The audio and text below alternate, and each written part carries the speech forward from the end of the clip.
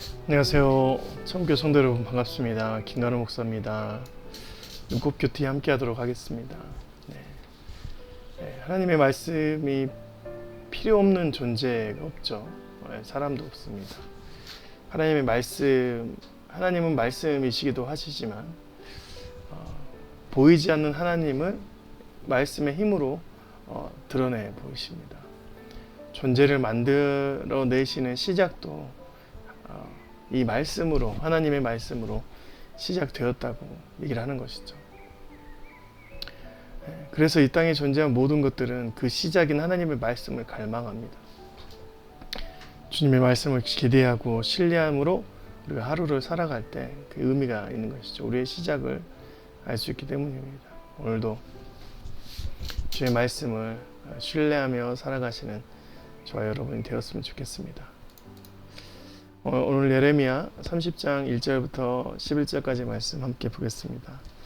하나님께서 예레미야를 통해서 이제 징계의 말씀을 넘어서서 구원의 회복의 역사를 기록하십니다. 그런데 29장 10절에 보면 그 기간을 70년이 차면 돌아오게 하실 거라고 얘기를 하시죠. 정확한 날짜를 주시기도 합니다. 또한 오늘은 이제 그 말들을 책에 정확히 기록하라고 말하죠. 이스라엘 하나님 여호와께서 이와 같이 말씀하여 이르시기를 내가 내게 준 모든 말을 책에 기록하라. 일정일 정해주신 하나님의 예언은 좀 드문 일이에요. 그리고 이 말을 책에 기록하라는 말씀은 반드시 이 말씀이 이루어지실 거라는 하나님의 확고한 의지이신 겁니다. 보통 이제 하나님은 조건부 예언을 주십니다. 말씀에 순종하면 회복시켜 주실 것이고 순종하지 않으면 택도 없다. 확실한 조건부를 주시는 분이신데 이렇게 일정을 정해 주시는 일들은 굉장히 드문 일입니다. 하나님께서 남유다를 바벨론으로 포로로 몇 차례 끌고 가게 하시고 그 가운데 하나님의 뜻이 어떤 것인지 정확히 알게 하시기 위한 의도인 것이죠. 여러분, 이스라엘 백성들한테 고통이 있습니다. 이 고통은 어디에서 시작되는 걸까요? 여러분, 하나님은 고통을 주시지 않아요. 하나님 나라는 고통이 시작되지 않아요. 고통은 항상 죄에서 시작됩니다. 그로 인해서 남유다에게 있는 고통이 그 고통을 이제 덜하기 위해서 하나님께서 바벨론으로 살게 하시고 또한 터전을 삼게 하고 안정을 주시는데 그 가운데 회복의 시간이 있다라고 얘기를 하는 것과 마찬가지입니다. 하나님께서는 모든 것들이 회복으로 맞춰진 주님의 일정이신 것이죠. 그런데 그 시간 동안 어떻게 이스라엘 민족들이 어떤 상태로 있는지 알려주는 거예요. 바로 6절 7절이죠. 너희 자식을 해산하는 남자가 있는가 물어보라. 어찌하여 모든 남자가 해산하는 여자같이 손을 허리에 대고 모든 얼굴에 겁에 질려 새파래졌는가 했습니다. 지금 이스라엘 상태, 남유다 상태는 어떤 거냐면 해산하는 남자가 있는가 봐. 여러분, 해산하는 남자는 없잖아요. 그러니까 모든 남자가 남자스럽지 않은 상태, 그런 힘이 없는 상태, 남자가 해산한 여자같이 손을 허리에 대고, 그러니까 힘을 다 빠져서 이 고통에도 자신의 이제 있는 삶의 고통에도 해산의 고통을 느낄 만큼 힘이 없는 상태에 있는 이스라엘 백성들, 그 상태가 슬픔이 가득한 그날이다. 그런데 그때 그 환난에서 구하여 냄을 얻으리로다. 하나님께서 이렇게 말하는 것이죠. 여러분, 힘이 있어야 슬픔과 환난에서 회복할 수 있어요. 용사가 없이는 모든 국가에서 일어날 수 없는 것이죠. 그런데 하나님이 그 축복의 근원이 되신다라고 얘기를 하는 거예요. 근데 원래 이스라엘 백성들은 그 가운데 모든 이스라엘의 회복은 이스라엘의 국가의 힘으로 일어난 것이 아니라 하나님의 일방적인 회복이었습니다. 우상의 판이었던 도시였던 데라의 아들인 아브라함을 구출할 때도 하나님의 힘으로 하셨고, 애굽에서 400년 동안 노예였던 자들을 탈출시킬 때도 이렇게 힘이 없던 이스라엘을 탈출시켰던 분이 하나님이십니다.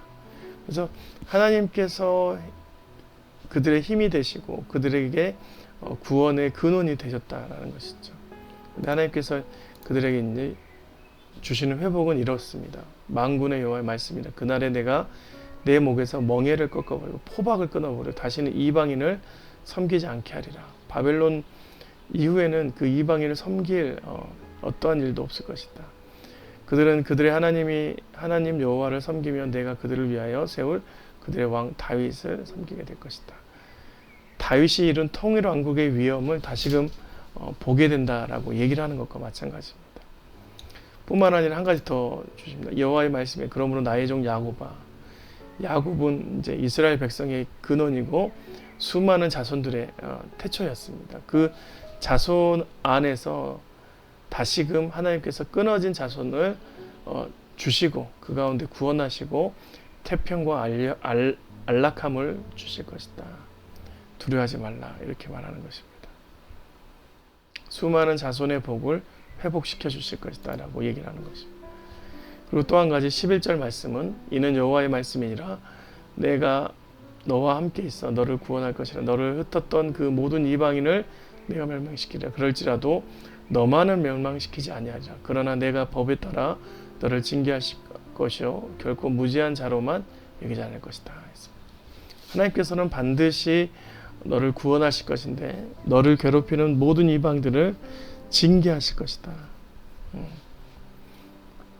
하나님께서 너의 편이 끝까지 되어주신다라는 이것은 창세기 12장 2절부터 3절에 있었던 말씀을 또다시 반복한 거예요. 내가 너를 큰 민족으로 이루고 내게 복을 주어 내 이름을 창대하게 하리니 너는 복이 되어 너를 축복하는 자에게 내가 복을 내리고 너를 저주하는 자에게 내가 저주하리라. 복의 근원이 될 것이다 라는 말씀을 새롭게 주시는 것입니다. 바벨론 안에 있었던 힘이 없는 그들, 포로 생활을 했던 그들에게 70년이라는 기한을 주고 구원과 회복의 날을 정해주시고 그래서 기록하게 하십니다. 그리고 아브라함과 야곱과 다윗에게 있는 축복을 다시금 입혀줄 거라는 엄청난 메시지를 주는 것입니다. 이들에게는 이제 그 70년이 그냥 포로로 살아가는 70년이 아니라 하나님의 메시지 위에 있는 힘을 얻는 축복의 시간이 기다림의 시간이 될 것입니다. 여러분 우리가 어떤 세상에서 힘이 필요한 것이 아니라 하나님의 이 축복의 메시지가 필요한 주님의 백성 민족입니다. 우리는 하나님의 축복의 메시지가 필요한 삶을 살아야 돼요. 그래야 우리가 주님의 그 삶에서 축복대로 현실이 되고 그 현실로 하나님 나라가 우리 주변에서 이루어지기 때문입니다. 오늘도 하나님께서 여러분에게 말씀하시고 그 축복의 메시지대로 살아가신 저와 여러분이 되시길 주님의 이름으로 축원드립니다. 고맙습니다.